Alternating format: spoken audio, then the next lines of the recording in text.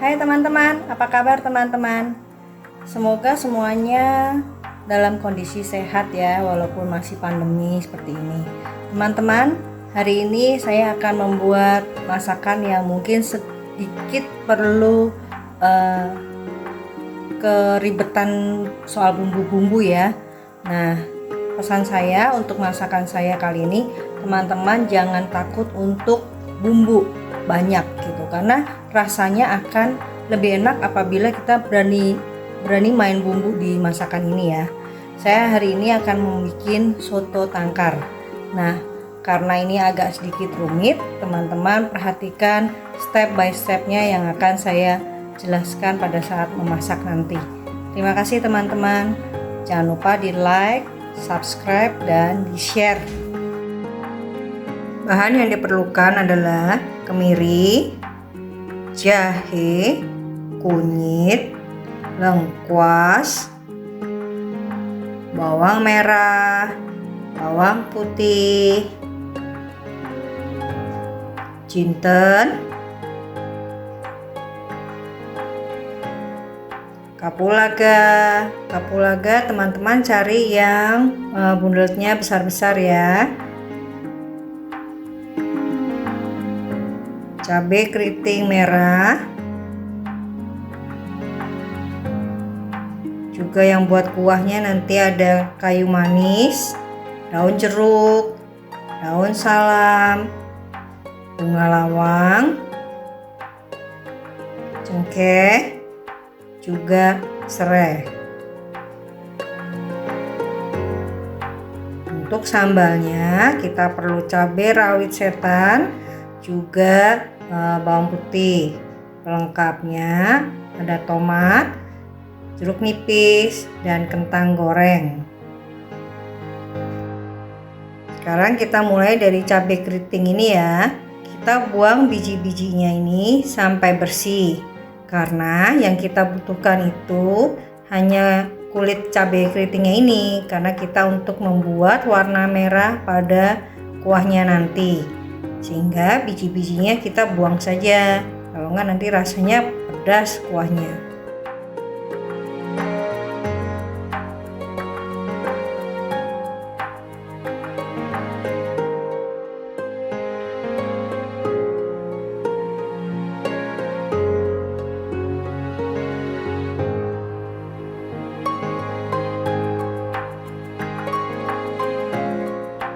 Seperti ini ya teman-teman, jadi benar-benar nggak ada bijinya. Sekarang kita mulai dari menghaluskan bumbu-bumbunya tadi ya, dari bawang merah, bawang putih, jahe, kunyit, lengkuas. Semuanya kita potong-potong dulu ya teman-teman, supaya ini nanti pisaunya itu dia nggak berat kerjanya. Seperti ini ya, dipotong-potong bawang merah, bawang putih.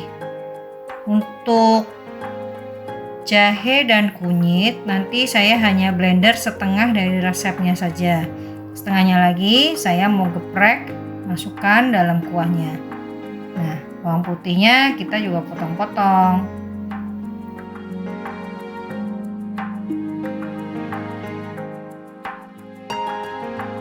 Masukkan jinten, juga kemiri,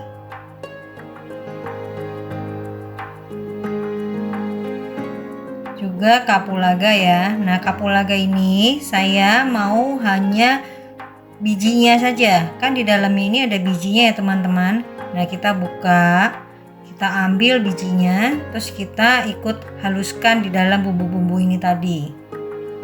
Ini kita ambil biji-bijinya nih teman-teman ya. Nah, seperti ini. Semuanya dikeluarkan biji-biji kapulaganya ini ya teman-teman. Jadi kita ikut haluskan di dalam bumbu-bumbu ini tadi.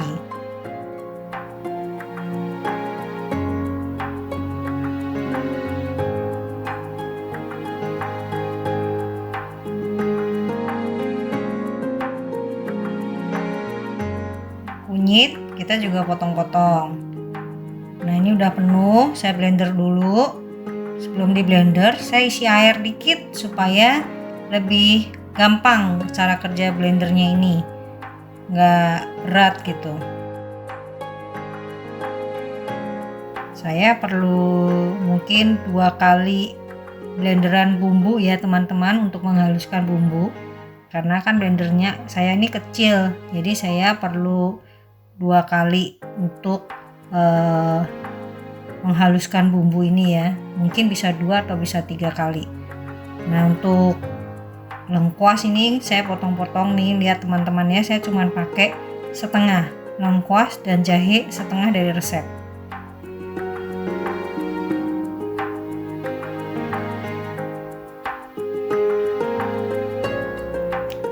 Jangan lupa juga cabai keriting merahnya itu juga nanti di blender ya teman-teman. Nah, ini cabai yang tadi saya udah bersihkan biji-bijinya. Ini kita ikut haluskan juga dalam blender.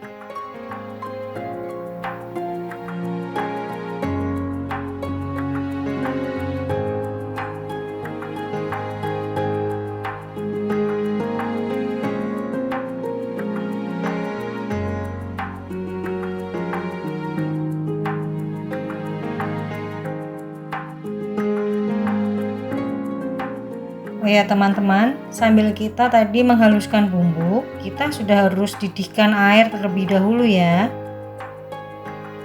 Ini sekarang untuk serai, saya lebih suka sih ujung serai ini dibagi 2 sedikit teman-teman. Nanti setelah itu kita baru geprek. Gunanya apa? Karena kalau dibagi 2 sedikit gini biasanya baunya lebih keluar ya teman-teman, bau serainya ini lebih keluar.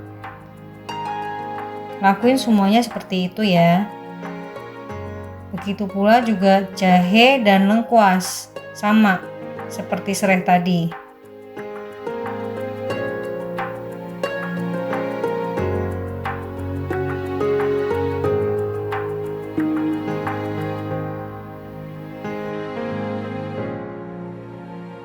Nah, ini bumbu yang sudah saya haluskan tadi ya teman-teman. Nah, kita aduk-aduk supaya rata. Ini dia daging 1 kilo tepung tanah kita. Air yang sudah mendidih, kita ambil sedikit, kita tuang di daging yang sudah kita potong-potong ini. Tujuannya apa? Agar nanti pada saat daging kita masukkan ke dalam kuah itu, airnya nggak terlalu keruh. Nah, air yang dituang ke dalam daging ini kita aduk-aduk dulu sampai sisi-sisi luar dagingnya ini tuh berubah warna. Kalau memang airnya kurang, bisa ditambahin. Jadi teman-teman harus pastikan supaya sisi-sisi luar dagingnya ini tuh sudah berubah warnanya. Baru kalau sudah berubah, kita masukkan ke dalam kuah. Nah, seperti ini ya. Kan udah berubah tuh, kita masukkan ke dalam kuah. Biasanya nanti airnya nggak terlalu keruh. Kalau kita nggak begitukan dulu, dagingnya langsung masukkan ke dalam kuah, pasti airnya kotor teman-teman.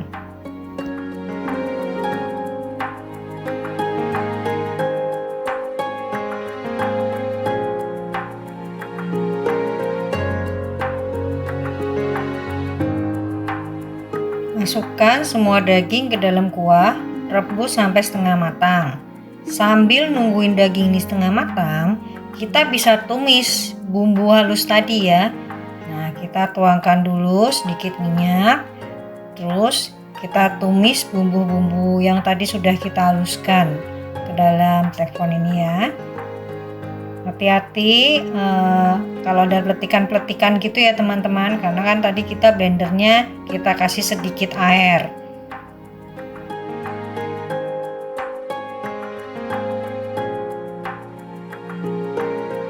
Kita tumis sambil masukkan tadi sisaan setengah jahe, setengah kunyit, juga yang tadi yang satu paketan itu ya, ada kayu manis, daun jeruk, daun salam, serai, bunga lawang, cengkeh. Nah, ini kita semuanya masukin jadi satu, kita aduk, kita tumis sampai benar-benar matang ya teman-teman.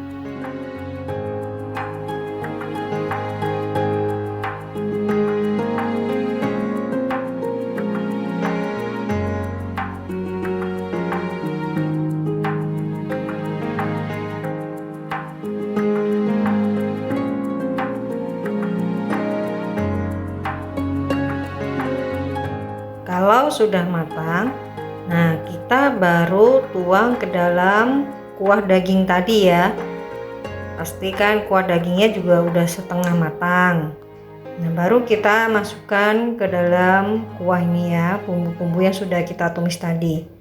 Nah, kita aduk-aduk, biarkan sampai daging itu empuk ya teman-teman.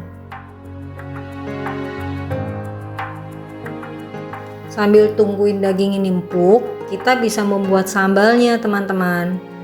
Untuk membuat sambal, kita perlu cabai rawit setan dan bawang putih ini direbus sampai benar-benar matang.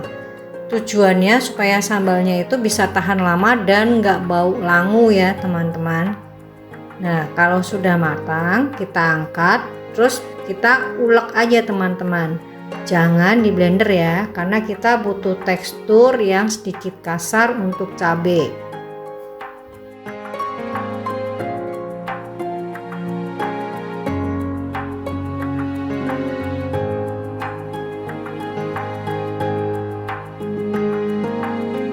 Sebentar-sebentar diaduk ya teman-teman kuahnya. Sekarang kita mau kasih bumbu dari gula Jawa,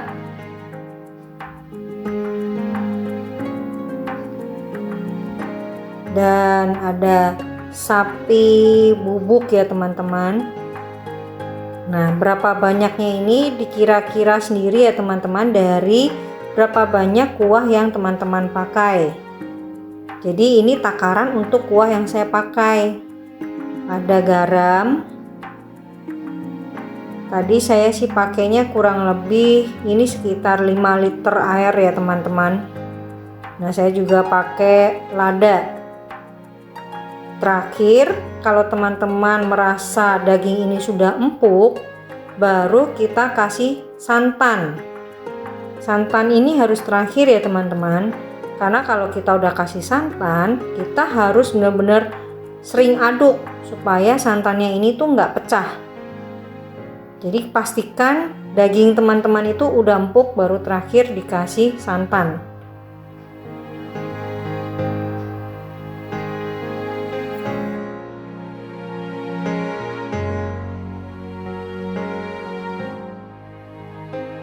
Kita udah bisa mulai menyusun pelengkap dari soto tangkar ini ya teman-teman. Biasanya dimulai dengan kentang goreng, tomat. Jadi isinya tergantung yang teman-teman mau ya. Mau berapa banyak itu semuanya tergantung dari selera kita. Tomat, kalau saya sih suka tomat ya biasanya, jadi saya tomatnya satu bulat saya utuhin semuanya satu mangkok. Nah, kalau yang nggak terlalu suka tomat ya boleh dikurangin tomatnya, kentangnya dibanyakin, itu selera kita masing-masing ya teman-teman.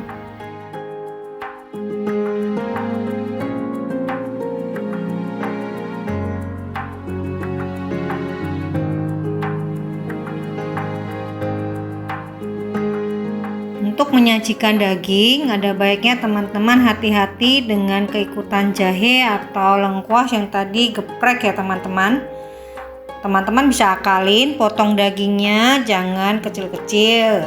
Nanti kalau udah mau disajikan baru dipotong kecil-kecil. Kalau saya sih saya lebih suka seperti ini karena setiap potongan dagingnya itu lebih berasa bumbu-bumbunya. Biasanya disajikan dengan daun bawang, bawang goreng, jeruk nipis, juga sambal. Nah, pelengkapnya juga ada tuh acar, juga emping. Nah, acarnya ini tadi saya nggak keikutan di sini, tapi sebenarnya saya udah bikin teman-teman. Jadi saya kasih lihat di belakang video ini ya.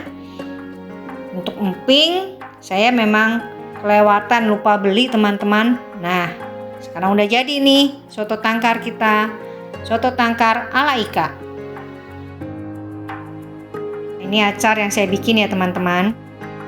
Terima kasih teman-teman sudah menonton video Ika sampai akhir ya. Jangan lupa di like, subscribe, dan di share.